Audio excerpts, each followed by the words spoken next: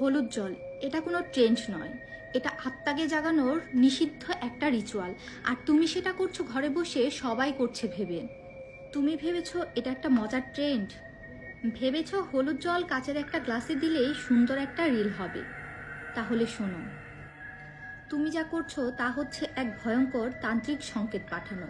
আর সেই সংকেত এখনো বাতাসে ভেসে আছে, কে সাড়া দেবে সেটা তুমিও জানো না।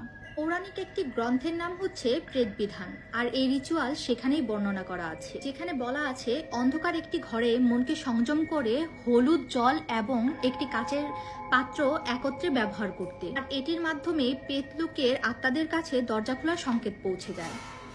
আর এই রিচুয়ালের নাম হচ্ছে তমসা দারোহণ, যার অর্থ অন্ধকারে আত্মাকে অবতরণ। সবচেয়ে ভয়ঙ্কর একটি ব্যাপার হচ্ছে এই রিচুয়াল একবার শুরু হলে মন্ত্র ছাড়া বন্ধ হয় না। তন্ত্রে বলা আছে জ্ঞান ছাড়া যিনি আহ্বান করেন তিনি নিজেই দ্বার হয়ে যান। অর্থাৎ তুমি এখন সেই দ্বার, তোমার ঘর, তোমার শরীর, তোমার ছায়া সবই এখন প্রবেশযোগ্য। এখন তুমি হয়তো ভাবতে পারো আমি তো মজা করে করেছি।